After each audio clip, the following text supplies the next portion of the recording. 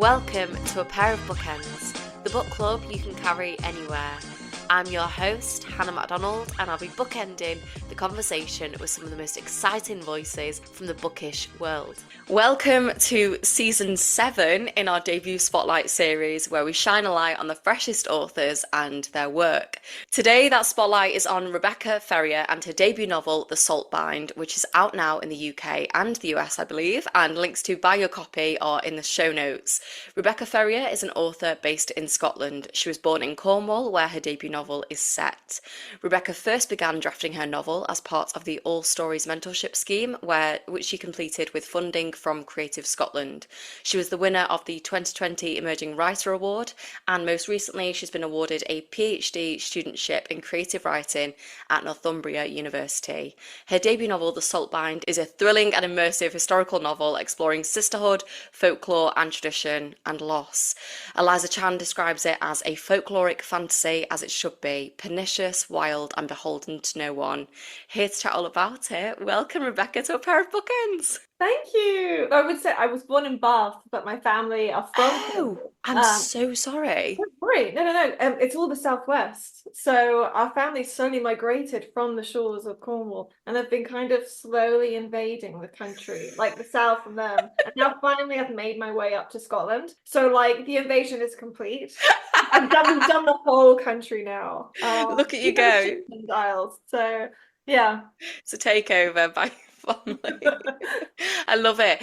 Before we dive into you and your book, I do always like to open with a lovely bookish question, which is, what are you currently reading? So I have 20 pages left of Solace House by Will McLean, and That cover is so cool. I know it's a proof cover, but it's amazing. beautiful. And you can see there's faces in here, so it's not just Oh my like, God, there is. right? And it like that kind of sums up like, and she's a hefty girl. It kind of sums up how creepy the novel is and all the different layers. It's kind of like a haunted house, but not quite. It definitely for me sets the gold standard of like contemporary speculative fiction. I've gasped out loud reading this. I've just been like buzzing through it.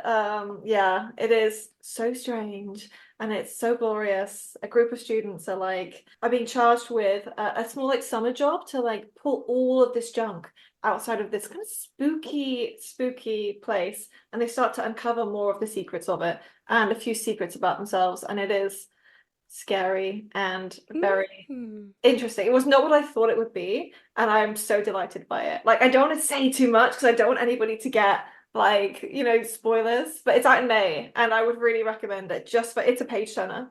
Amazing. It's so Can good. you just repeat the title and the author? Because I think I interrupted you about the cover. Of course, so it's Solace House by Will McLean, and Amazing. she's just so pretty. And it's out in May. It's out in May this Amazing. year. It's the ultimate summer job gone very, very wrong, but for Amazing. the right reasons. I really hope that it's the same cover on the actual book, because I feel like I need that in my life. And like even like there's a cutout of an eye here. There is. It's so pretty, and even That's the so cool, bird. isn't it? I know. One of the biggest joys of being a debut author has been that people will send me books before they're out. And I'm like, for free? For free? And you mean that? Can I really have that? I know, are you sure? They're like, yeah, just pop it in the post. I'm like, oh my God.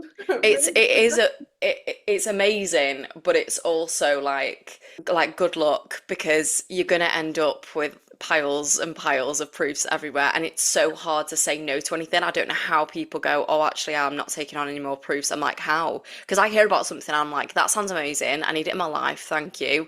I might not get to it for another like year, but I want to read it at some point. Like, and I feel like that defeats the object of a proof. Like, you're supposed to get it to review it like immediately. But yeah, I can't be offered a book that sounds amazing and turn it down. I just can't do it. No, and also I don't want the author to feel bad. Yeah. Like, you know what I mean? I'm like, no, of course I'll take your child. Your Yeah. child you've worked on for years. So you put your like blood, sweat, and tears in. Like, I will Yeah. hold your baby for you, like for sure. So yeah, no, I think I do find it difficult to say no. Yeah. And And I also have like towering piles around the house that like could kill my cats at any moment. Like, it's dangerous. how many cats do you have? 2. I made it sound like I'm like a full-on like cat lady the other Like, night. the hordes are coming. What are their names? Cleo and Rhubarb. Oh my God. Okay, So so rhubarb is a winner. Rhubarb is a winner for me. Rhubarb was a rescue, and she was already called Rhubarb, and we were like, we're not changing that name. That's amazing. But then we got Cleo, and Cleo was called Vizzini. What? And we were like, we're not shouting Vizzini. Like, we need to change it.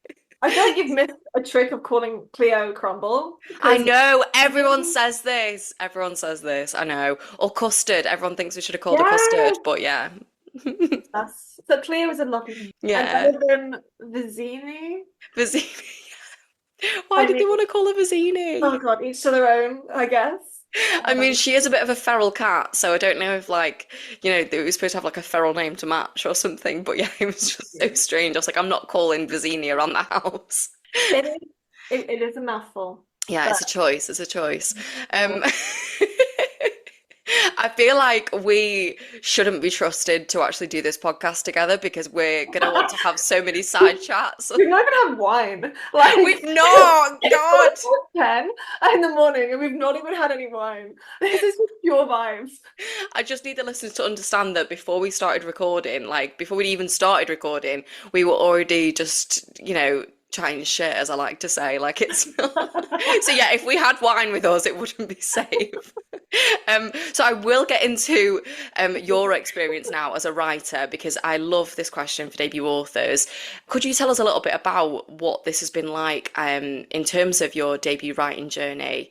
Yeah, I kind of did everything other than write because I'm like, Don't we all? who can afford to do that? Yeah. Like, who can afford to write a novel? Like, not Hmm. me. I was never in that financial position. Yeah. So I was trying to do like any other job that I could. I Hmm. went into journalism because I'm like, oh, I love writing, but journalistic writing is not book writing. Yeah. And I found it quite soul destroying. Yeah. I learned so much. But Yeah. it was never going to be for me. Like, I have some stints where I was working in London and I'd get up at 5 a.m. and I'd be like writing in my journal at Starbucks, like opposite the British Museum. And there was this wonderful barista, Gabriel. He would whistle the Jurassic Park theme tune every Stop. morning and he'd make me like 3 lattes while I was writing in the basement. Stop. And so, yeah, it's been like years and years of like hard graft, writing really, really bad books, terrible books that will never be published. And then I did a few short stories and I was starting to find my voice. I wasn't emulating other writers, which is what I'd done before. I was like, oh, this is fashionable, so I'll write that. I finally, yeah, something clicked and I got a short story in. It was called The Weekend Read by For Book's Sake. And they don't really exist anymore in that format. But I got my first lit agent inquiry. And I Amazing. still remember the agent and she's still lovely. And I was like, oh man, could I do this? Like, could I actually like write a book and get it, published? Um, and yeah, I got a few like short listings, like the Tiber Jones Page Turner Prize, as it was known then, which was another small literary agency. And I kind of started to take myself a bit more seriously. And I thought maybe this is possible. Like I've kind of counted myself out for so long, and I've written for fun, hoping maybe something could happen. But I didn't know a lot about the industry. I had no connections. And then I won the Emerging Writer Award, which changed everything. It's £2,000 worth of retreats at the Scottish Amazing. Writing Centre, Moniac Moor. And so when I got that, I just cried. There's like this beautiful rock in this view over the hills, and I sat on this rock and I just cried because I'm like, this is as good as it's gonna get. Like this is as far as I've gotten, and it's amazing. And then they were like, when are you coming back? And I didn't know how much retreats cost. I didn't know that this was going to be like weeks and weeks of me being able to have this time carved for me. And I was like, what? Like the tears stopped.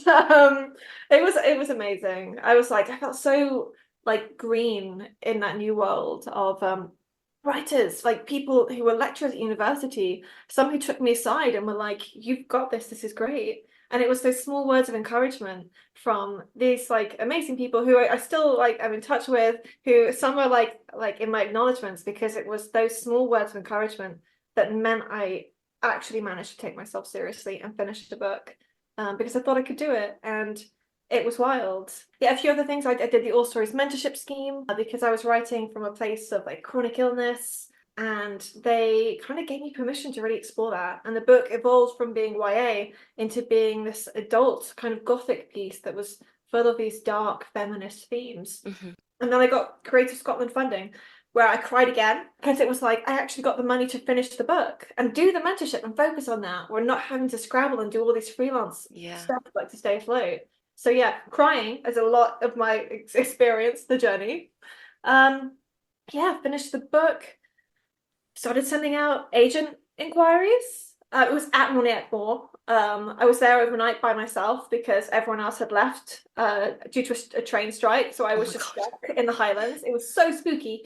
And yeah, I started sending out my first queries, and within a few weeks, I only sent out one or two, but within a few weeks, I got my first agent offer, and then another offer, and then other people were like, "Oh, like I need more time," and yeah, I had to make a decision in the end, and went with my current agent, Alex. That's It was amazing. great. And then a few tweaks to the manuscript, and I think 4 months later we went on sub and had an editor on board in 2.5 weeks, and we went to auction. So it was like a dream come true that I never thought it would be like this. So yeah, it's been really wild. So much crying the whole time.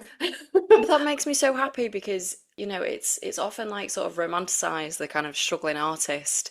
And it's actually so rough out here. Like, Oh I my wouldn't wish this on my God. worst enemy. It's like the goblin in my brain wants to press the little keys, but sometimes I need to earn money, and the goblin doesn't understand this.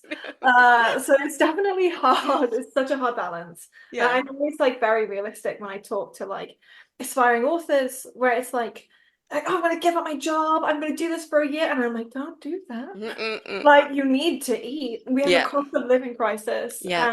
and people try to emulate other people's journeys, which is very silly because, like, the whole reason you ask that question is because every author's journey is so different. Yeah. Yeah, and so your journey is always going to be different to somebody else's. Yeah. Just if the goblin in your brain, like in my brain, and it seems your brain Yeah. wants to collect the keys, it will find a way. Yeah. You just got to be kind to yourself and afford food and Yeah. rent You around need that. food. You need a Need roof over your head. food. Like, yeah. Please. But you said quite earlier on in that there was other books that aren't being published. How many other books had you written before this one? Odd, like 4 or 5. Stop. No, they weren't good though. They weren't, they were so bad. But It's like how do you find the motivation to keep yourself going after I each would do this even if I wasn't being published. I I love will that. if I will die if I don't write. I have to like I've been doing this since I was like 16. So when I say they were bad, I'm like they were bad. I mean, the first books were like vampire books because I had an Anne Rice phase. I was a huge goth. So I had like these notebooks of like these vampiric stories of dark despair. So when this like 16-year-old who was trying to like pen her first novel, I didn't know literary fiction existed at that point. I was like, I just thought it was about like professors getting divorces and sleeping with their students. I didn't really know what lit fic was. And then I kind It of had mostly like, is that. yeah, right. And then I got to my 20s and I was like, oh wow, this stuff is good. Yeah. Not what I thought at all. And so that opened up another like cabinet of thoughts and ideas. And a lot of it was just like education, being in the right spaces, learning the right things. And I think finding out what my voice was. It took a good length of time. I've done no formal education for writing, like no MA, nothing like that. I accidentally, it took 4 years, got a funded PhD, but I didn't have any creative writing academic stuff Yeah. before that. So yeah, it's just been through hard graft and experience that I've gotten to the place I've gotten to now. And I think they underestimate how quickly you can advance when you're given the time and space to write Mhm. and to learn about writing. And I do think those courses like MAs or like undergraduate degrees, they can be a wonderful melting pot for ideas. And like any education, like no knowledge is wasted. So I do think you can progress so quickly if you just give yourself the space and the time Yeah, to write. yeah, definitely. And thank God that you were given the space and time to write because you've produced this amazing book, which I have spent the last few days completely immersed in. And it is as thrilling and amazing as everybody's saying it is. You've got so many amazing endorsements as well, and I'm so pleased because I think, you know, they are always such a help for debut authors. And yeah, I think it's important that people know that. Like, Um, a proper shout out to Lucy Rose though, who gave me my yes, first ever endorsement. She read this book in 2 days, and stop. she was so no, honestly, she was so kind And then she was sending me all these beautiful voice notes about it afterwards. And I, again, sat on the floor, cried. But like, she is such a champion of other authors. She's one of the Yes. kind of people you will meet in this industry, and seeing the Lamb be so successful, Yeah. the joys. Yeah. Like, she is She really like deserves it. one of the good ones, Yeah. and she pays it forwards when she does not need to. Like, I cannot wait to see what she's doing next. I think we're all on like tenterhooks. Like, come on, write faster, I Lucy. can't wait. And she's got an amazing Substack, so you can read about her writing journey on there. Now, I want to get into the Saltbind. Your novel is set in Cornwall in 1779. First of all, what drew you to that time period? Yeah, well, my mum did a bunch of like family history research, like just before COVID and then like during, because I think she was just like, I need a distraction from the horrors of the world. And she'd grown up hearing all these stories about our Cornish ancestors, and they were like just normal people. They were agricultural laborers. One of them won a ploughing competition, but he had to rent his own plough. Actually, he didn't even win it. He got third place. And like some of them were poachers, and yeah, a lot of them were just Cornwall based, and they were of the earth. They were like housemaids, they were farmers, and they just struggled, it seems. Like eventually they had to go to London. I don't think that went well, but it was finding all of the stories my mum had and all of the knowledge that she sort of garnered through her relatives was all true, and we had the basis of it, and that definitely set some like cogs turning in my Yeah. head. And because of my mum's ties to Cornwall, we've gone to this one location every single year, which was Froscatho, and Town Beach. Like we were always there, and it was like became a sort of family happy place. And it feels so like I know everything about it. Like I know how long it will take me to walk from one end to the other. I know how the cliffs go. I know where the samphire is if I can scrabble up the rocks. Like it's just it's such a calming place to be. And then obviously lockdowns happen. I'm chronically ill. So I couldn't travel even when restrictions were lifted. Yeah. And I'm just stuck. And I went through a really bad period of ill health, where I was sort of almost bedbound for 6 months. And I wanted to go to the beach. I wanted to see this wild Cornish coastline. And the only place I could visit it was like in my dreams, through writing. So I started to write this book, and the Saltbind came out of it. It was just through longing for that landscape, through a love of my family history, and wanting Hmm. to write a kind of working class book Yeah. about people that were just struggling and toiling, and the seasons mattered to you. Like if there's not enough fish, it's important. If Hmm. you knock over a barrel full of pilchard when the catch is in, like that's going to have consequences. Yeah. So it was wanting to write in a time of like, grand balls and all of these like wealthy elites and inheritances, that we have like all those books, which I love. We have all of that. And I wanted to write something that felt more earthy, that was based on my own family history and around a place that I just loved. It was my own escape. And I just wanted to also make that for other people in some ways. I love that. And we love a working class book. More of that representation, please. You were talking there about, sort of reflecting on family history and going back to those kind of Cornish roots. And you do kind of scatter, I think would be the right word, Cornish language throughout the book. And I wondered what the process was like in terms of seeking out the language that these people would have used. Could you tell us a bit about that? Definitely. Well, like the Cornish language died out essentially. So we didn't have that. Like in Scotland, we have this amazing like preservation of, of Scots and like Gaelic and all of this stuff. And I found that really inspiring. So while I was writing a book about Cornwall, there was no way I was not going to include the Cornish language. Although at that point, it had died out and it wasn't really in use that we know of. I'm writing a book that has fantastical elements. Hmm. So I'm putting it in, and I'm going to make that tied to like the magic of the place, Hmm. in a sense to kind of garner more interest about it.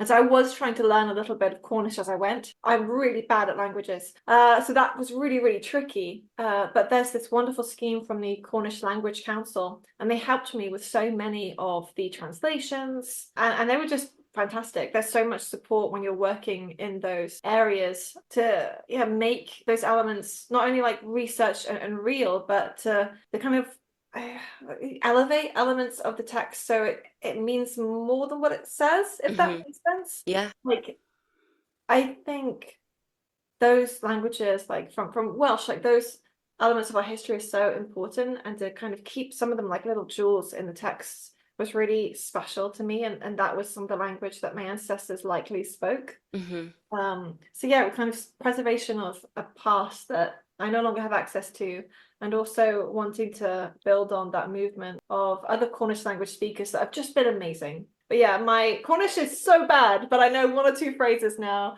Like if I go into shops, I can be like, yeah, I know what that means. That's about it. Oh my God, I love that. I'm so bad at languages as well. But I love that you just called it little jewels in the text. That's such a nice way of looking at it. Um, It was just important to me. I was never going to write a book about Cornwall that didn't have Cornish yeah, language in it, and it yeah, was something. Yeah, it was important to me, and I'm really glad people have taken to it. yeah, I'm also glad that it went like overseas, so that other people, like people in the US, might not have encountered yeah, Cornish before. A lot of them don't know Cornwall exists. This beautiful, like yeah, diverse landscape with its own like unique culture. So it's been a really nice way to be like shoehorn that in overseas and like have yeah. people encounter that language. I mean, it's crazy, isn't it? I think overseas, like a lot of people think England is just like mainly London. Yeah, right. That's like the main place that's like represented, isn't it? I want to ask you about the sort of magical elements of the book, and there's often talk of the old ways.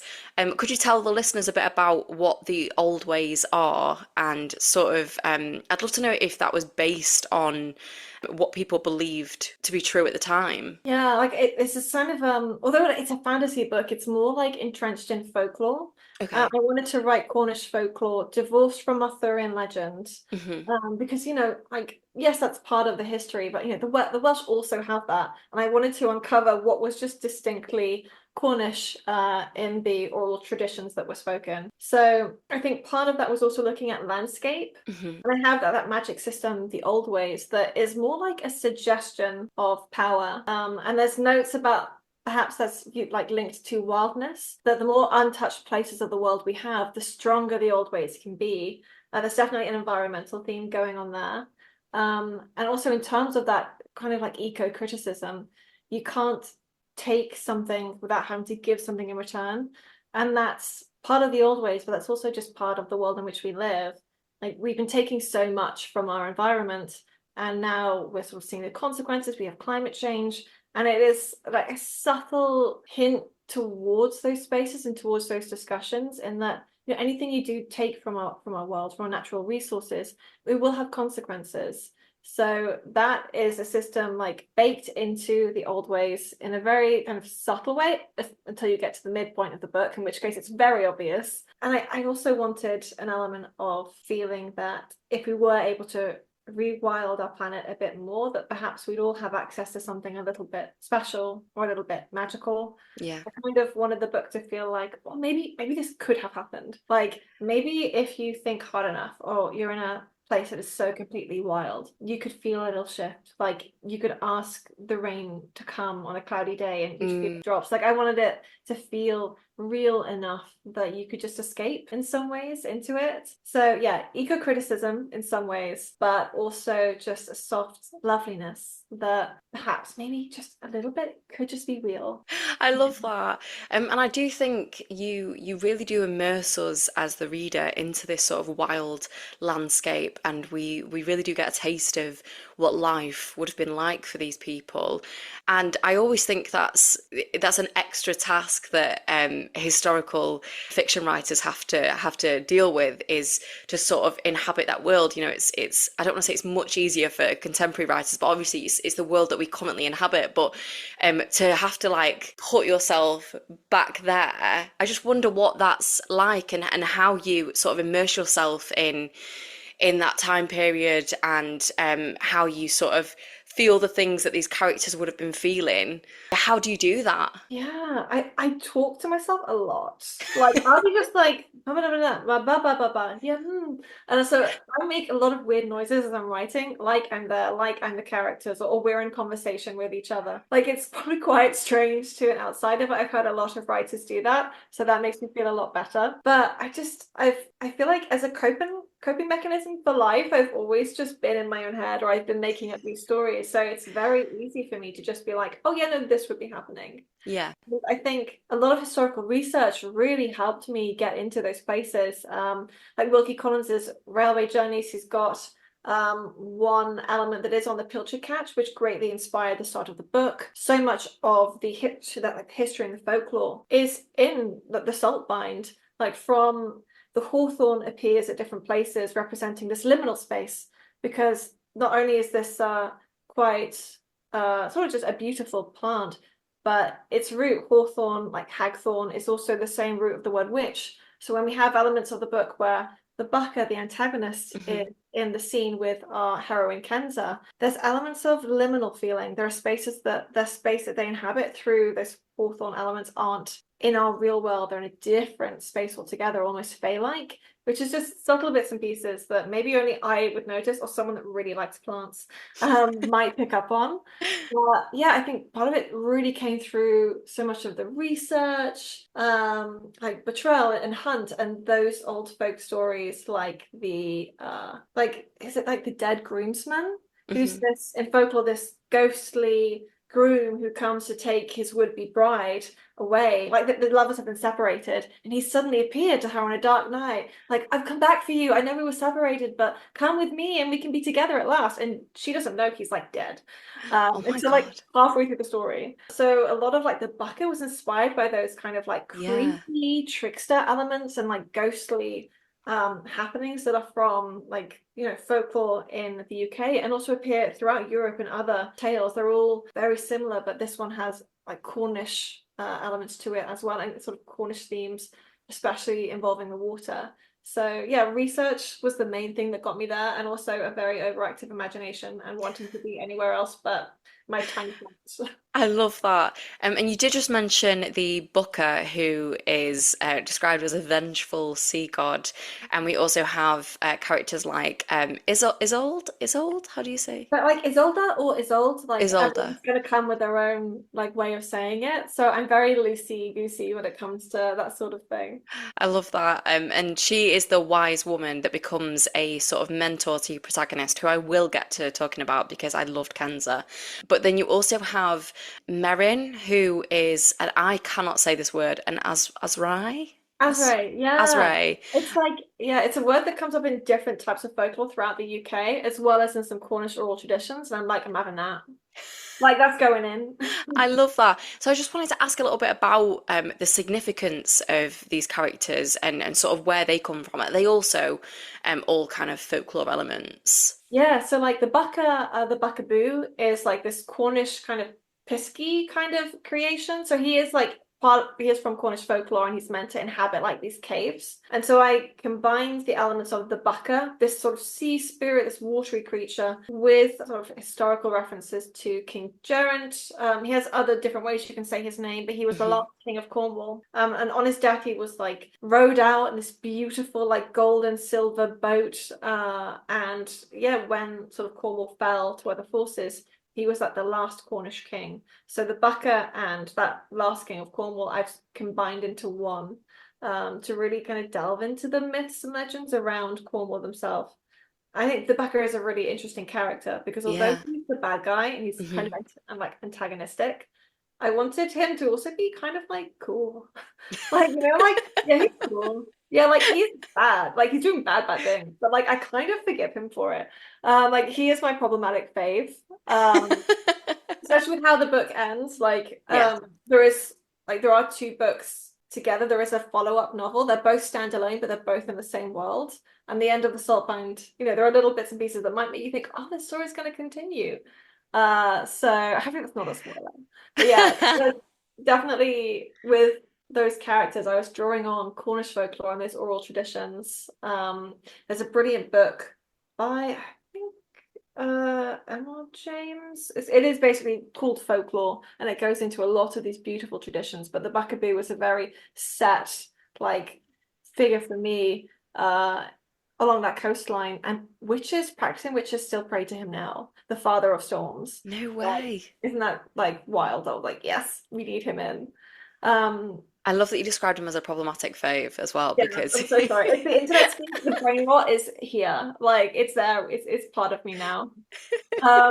Yeah, like wise women, like Pella's, they were also like so part and infused within that landscape. Wise women were the ones that healed our wounds back in the olden times. That knowledge existed.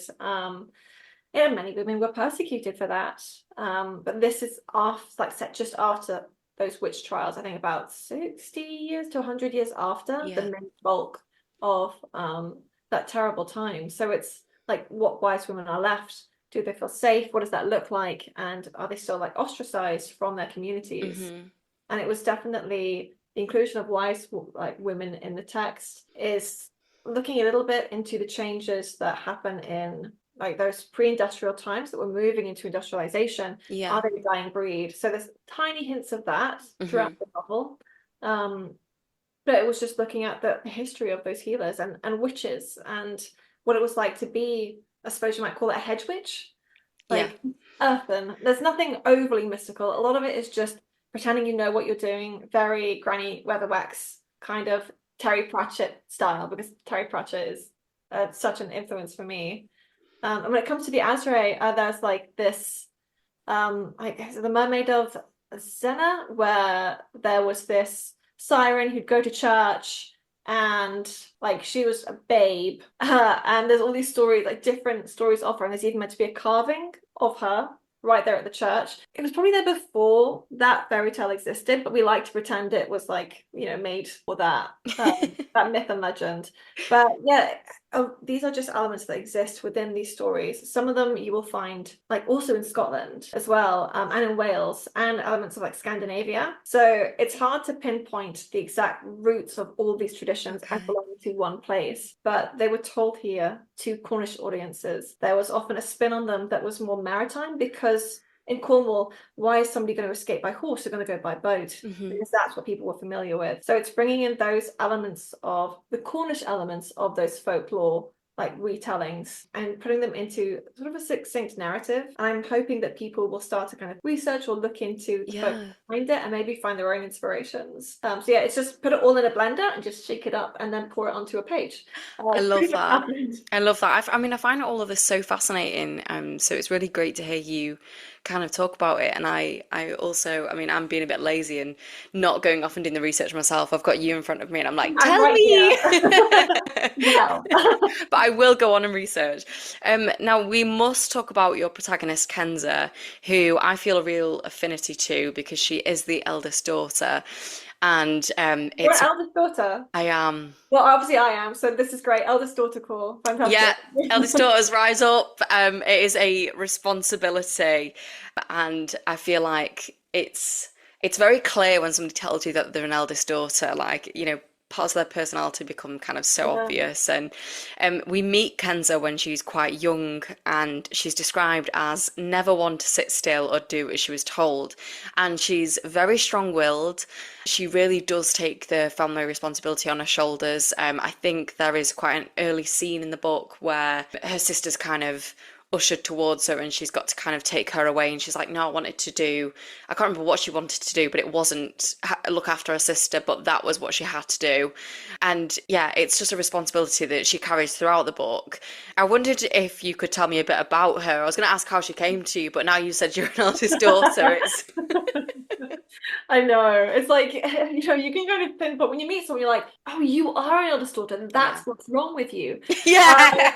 So yeah, I really wanted to write an unlikable character. Yeah. And I wanted that to feel real, and I wanted it to be rooted in something that we could understand. Yeah. And I wanted to write for those. Like, I've been to a lot of different schools. I was a forces child. So I grew up like abroad. I like changed schools like several times. Like, it was wild. And I met so many different people. And there was one school I went to that was a bit rough. And these girls were so angry. And they were so like, the schooling wasn't as great. The opportunities weren't there. And I was so in awe of them because they were so like brilliantly, like, they had confidence. They were what you might call gobby. And I was just like, oh, I wish I could be gobby. I was very conscientious. It was very boring. And I just admired them so much because they were so bold and they were so out there. And they had like those, like, they had this full face of makeup for like starting school, like really early in the day, with like the ties, you should tie them really tiny, and like the short skirts. And I'm like, you're all very cool. You read the magazines you're meant to. You know what's on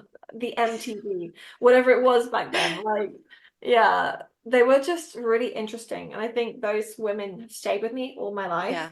because they were just like, they were put in situations where they were powerless, and yet they Mm. took the power where they could. And that was definitely an inspiration for Kenza. And I wrote her partly for those young women that I knew back then. Yeah. And like they've gone on to do amazing things. Like, you know, so yeah, I wanted to explore that element of being a young woman, of not knowing where you fit in. Yeah. When we have all of these discussions now about like the patriarchy and this manosphere, I was desperate to write a woman who felt like she was her own person. Like she's Yeah. not perfect. Like she has so much anger that she needs to release. And it was the challenge of trying to write somebody who could make a mistake, but you could still love them. Like she's a very vulnerable person despite all her flaws.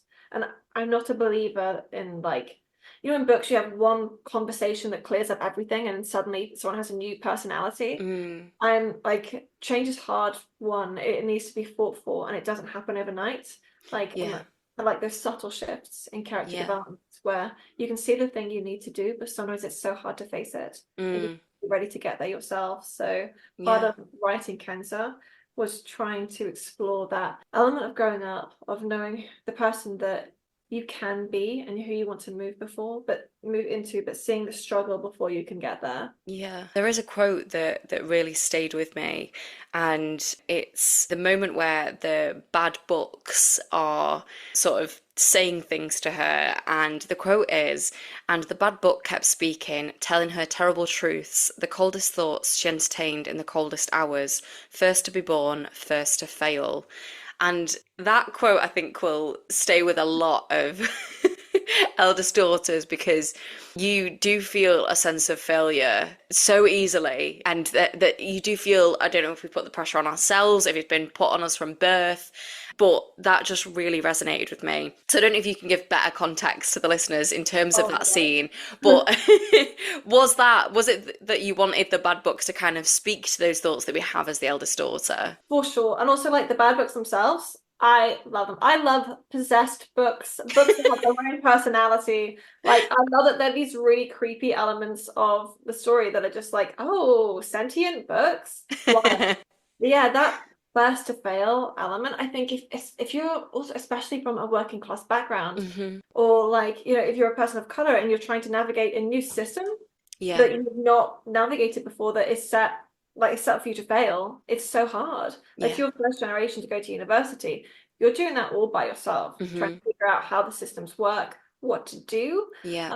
Like those resources aren't available to you. No. So it does feel that like the firstborn is thrown like to the wolves essentially, and you have to learn to survive. So a lot of that eldest daughter kind of like grief and frustration Hmm. is definitely like in that quote and in Kanza. And yeah, the bad books themselves have a lot of interesting truths to tell in the story, and they're not all just for that story as well. With the salt bind, they bleed into another story as well that is going to be the follow-up to it. But yeah, it is capturing, I think, the real core of what it means to be an eldest daughter, or to be an eldest child in a family, Yeah. and that you are going to have to do all this stuff on your own. And maybe you can do it well enough that you can help, you know, the next people below you. But it's going to be a struggle unless you have a mentor or you have connections. But Yeah. yeah, it's definitely part of that toil. And Mm. it feels real. And I'm hoping that, yeah, other people that have been in those situations can see themselves in that and know that, like, yeah, it can be really, really hard, but you can do it. Yeah. Like some terrible stuff might happen,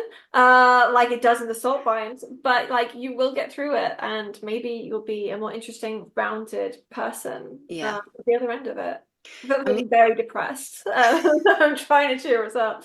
but I mean, she does feel so much pressure and responsibility, but she does have great love for her sister. And it's her younger sister, Elowen. Am I saying Yeah, we say like Elowen? in like sort of general like English it's Elowen, but I think the Elowen. say Elowen. Elowen. But Elowen is the more like sort of standard that we go for, I think, in the audiobook as well. But tell me about her and their relationship because I feel like sisterhood is such a huge, important theme in this book, and rightly so. It's such an interesting dynamic that I'm always drawn to in fiction. So I'd love to hear about creating their relationship. Definitely. Like, so I don't have a sister, I have a younger brother, who I love, and he was like the ear to my first stories. Like, doing Beanie Babies. Yes. And like I'd be like, okay, the Beanie Babies have to go to war now. So like you've got to help me with this. I was a fostered child, war was all I knew. So like I'm reenacting these very traumatic scenes. But like definitely so much like of that sibling dynamic. Yeah. Like, we're so close. And he's such an amazing person. But there's always going to be those times where they just annoy you. They just Yeah. annoy Oh, you. yeah. And that's like so in the book. But So like, it's only okay for you to be annoyed at them. oh yeah, because I'm the eldest. I know what I'm doing. And Yeah. But anybody else, you're ready yeah, to go to war with if they. oh yeah, like honestly, like but to be fair, my brother's a boxer now, so like he's fine. He can hold his Like own. I know, so he's like he's doing fine. But like back, yeah, when he's just like this, he's shorter than me. He's not now. He's like 6 foot something. Like he's small, he's sweet. I need to protect him. There, and that protection just all exists, and it's such a strong feeling of that Hmm. family bond. I think because of all the moving, my brother and I, for like so many summers, if school hadn't started, we didn't have friends yet. We just had each other. So a lot of our bond came from the fact that we had to make our own fun. Action Man and Barbie. He hated that game. Action Man was playing Barbie halfway through, it ruined my sitcom. But I know. But yeah, so we had a really, really strong bond in the end. And that's just been lovely to grow up with. I think with the sisterhood elements, not only am I a fan of practical magic, and it's one of my favorite films ever, but I have been so surrounded by the most wonderful women in my life. Like, I live with my best friend, and it is just like amazing. It's like a girly sleepover every single night. Like, it's just constant giggling and laughter and singing to music and just being silly. And this extra girlhood I've got to experience at this point Mm. in my life. And yeah, it's just been, I think, writing the Salt Blind, I've been surrounded by such different and diverse women of like from various different age groups, and they've just been so inspiring. So a lot of the women in the book are the women that I love and the women that I know. So yeah, I feel very blessed in that respect that it's been so easy to write about those loving, sometimes complicated relationships because that love is drawn from my own real life and real experiences. Oh, I love that. It's so Um, mushy, but it's but so true. yeah, and there is a mention in your acknowledgements, your friend Lucy Sharp, and Yeah. you write that she said to you when you're working on this book, just because our sort doesn't do this kind of thing doesn't mean you can't. And I absolutely love that. I think that's so inspiring. She is amazing. Yeah, like she's one of those women that will just pick you up whenever you're down. She sent me a video when she got like the copy of the book in, and like it was great. It was just like in the middle of her like work day as well. The washing machine was going off, doing that little like song that it does, and she was like opening up the salt line, crying. Oh. I think she went through, yeah, I think we both went through a really difficult time while Mhm. this book was being developed. And so, in some ways, The Saltbind is a story of us and the struggles that we overcame together. Yeah. And the end of it was like a much better period of health and security for us both. And Yeah. so, yeah, part of The Saltbind is the story of us, which sounds strange, just the behind the scenes. She's been such a champion, and yeah, I don't want to get too emotional because I love her so much. But yeah, Oh. she's one of those people that it doesn't matter where I am in life or what I'm doing. She's like my oldest friend, and Oh. they're going to be little old biddies together, like walking along the seafront and like Western Superman, and oh, it's a cold one. Oh. Yeah, she's I such a love sweetheart. that. I always love getting to people's acknowledgements and seeing, the community that's kind of uplifted them and the reasons why they've kept going. It's just always so nice to hear because those people are really important.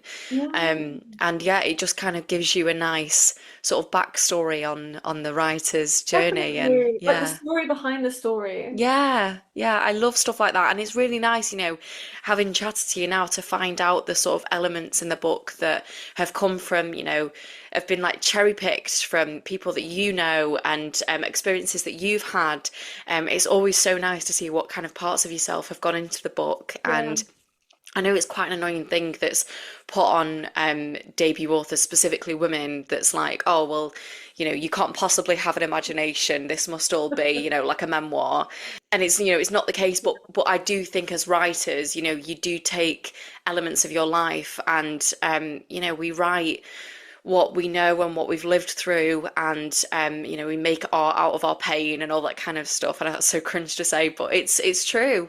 So yeah, it's really nice to see all the things that have sort of made the Saltbind what it is now. Of Yeah, course, it's for legal reasons, they are all their own characters, and I've not yes, of played with course. anybody I know that know, like, yeah, I But it's completely. not exactly that person, is it? We just take elements from people we know. I don't think it's even a conscious thing sometimes. It's just like, a fascination we might have in somebody's personality that we're like, oh, that's interesting. And then it just ends Yeah, up in a character one day. Like, I think because like the love interest, Jack, there was this yes! like who I is he? love Jack. Babe. He is the babe. Like, because I'm not writing a sort of romance, but I Yeah. wanted like you can have it all. The woman who does it all. I just feel like as a young woman, you're still trying to figure out how you feel about stuff. And Mm. Jack, for me, was actually inspired by a mannerism on like I saw like a actor or performer on a D&D podcast do. Oh, wow. Um, yeah, so this is really nerdy. You can cut this if it's too niche. There's this podcast show called Dimension 20, yeah, with Brennan Lee Mulligan. But one of the players is Lou Wilson. And he was playing this king in this like Crown of Candy game. And there was one minute when he had this like big speech, but he was talking so into his chest. And it was this element of like, oh, I love what he's done with that. Like he seems both strong and fragile at the same time, and he's just speaking almost into his chest such important things as if Yeah. he's really speaking to himself. And I Yeah. thought that was such an interesting way to deliver that line. And I Mm. sort of started to build a character around that mannerism and around that delivery. And that's how Jack was formed, just from that small little snippet of something. That's so Um, interesting. yeah, What and a also cool little. Lou Wilson is also just a babe, so Yeah, I mean, I love that you kind of gave us that little glimpse of romance. I won't spoil anything, but I did really enjoy that, and I was like, I want this to happen for Kenta. yeah. Eldest daughters deserve love too. We do, and we go self-inserts everywhere. Yeah, no, it was just like fun. Part of like I grew up with like the Mask of Sorrow and like Van Helsing and Yeah. all of this, and the Mummy, all those adventure stories. So I wanted something that felt like a slightly elevated adventure story. That you could have that beautiful world, you could sink into it, and it was a book that you could open on like a rainy day or if you were feeling unwell, and it could just take you somewhere for a bit. Yes. You know, And you you've done could exactly that. It is such an amazing book, and I had so many more questions for you, but we are sadly out of time. But I do want to squeeze in before I ask for your recommendation. You have been teasing the idea of what is next for you. Are you able to give anything else away? Yes, so the follow-up novel to The Saltbind is called The Cursed Tide, and it takes place a year after the events of The Saltbind. So where The Saltbind is like spring and summer in the seasonal wheel, this novel takes place in autumn, winter. Mm, And so kind of completes the season itself, and also follows those like female archetypes of, the maiden and the mother to your community, and then the crone.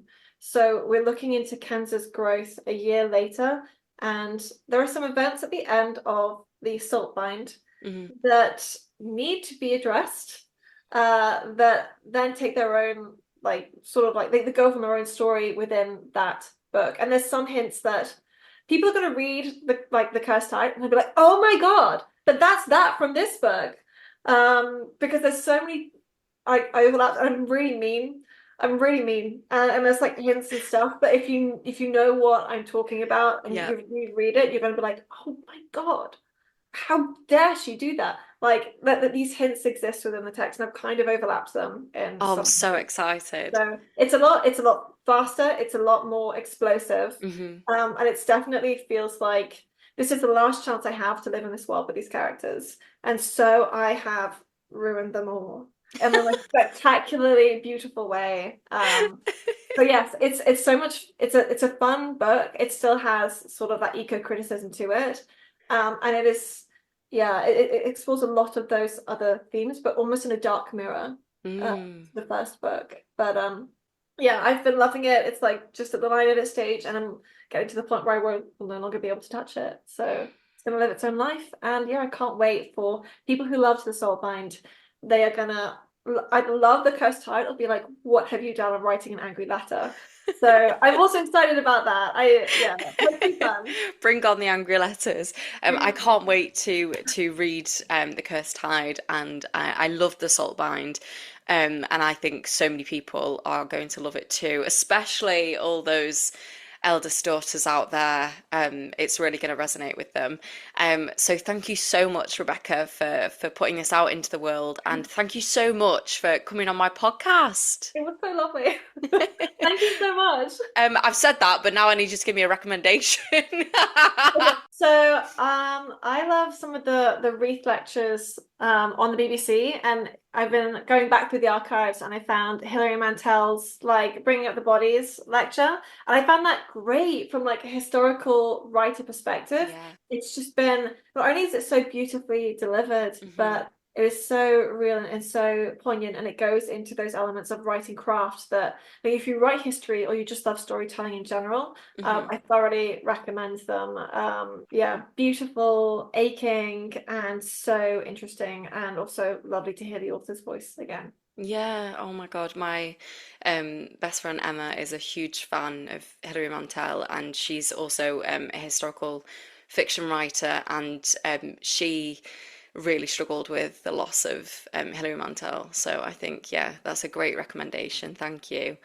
And for the listeners, where can they find you online, if anywhere? Yeah, so I'm on Instagram primarily, and my handle is at RML Ferrier. I'm also on TikTok as Amazing. a very throwaway kind of, I did it as a bit of a, like, oh, this could be fun and weird. And I sometimes create unhinged content, or I just sort of Great. ramble. So yeah, Going to follow that immediately. oh Thank my you. gosh, oh no. That also exists. Yeah, but it's mainly Instagram where I like to post pretty flowers, and like they're like, oh, this was nice today. I'm very much, I do try and be more professional and do a lot of the book promotion stuff, but I also love keeping a diary of the seasons, so often I try to kind of use my social media for that too. Oh, I love that. I do really like, though, for any aesthetic girlies out there, your Instagram is really nice, and I loved having a look through yesterday of the book stuff. I think there's a really gorgeous picture of you signing books. Is it in it's not in It's in Edinburgh? Toppings, yeah. Toppings, yes, it is. Yeah. I dragged my flatmate out on her lunch break, and I was like, here's the camera. And so It's yeah, such a nice photo. any lovely photos of me that I have not done myself are my flatmate. She is so wonderful. She is like my social media like little assistant, and she's very patient with me. I'm like, oh, these are terrible, and then I like them an hour later. Yeah. So yes, yeah, Alison, this is like, just shout out to you. It's all Icon. her. I love that so much. So for the listeners, please go and give Rebecca a follow. Go buy your copy of the Saltbind, which is out now. Yep. And yeah, I'll be popping links in the show notes for Rebecca's socials and for her amazing book, which I absolutely loved. And if you enjoyed this episode, please don't forget to rate, review, and subscribe. And if you want to give us a follow, you can do so at A Pair of Bookends Pod on Instagram and at A Pair of Bookends on Twitter and TikTok. That is all we've got time for. Thank you so much again, Rebecca. This has been amazing. It's been so nice. We've giggled the whole way through. We had to fight really hard to be professional. Yeah, it's been difficult, but we've done it. We've done it. Thank you so much, listeners, for listening. Goodbye.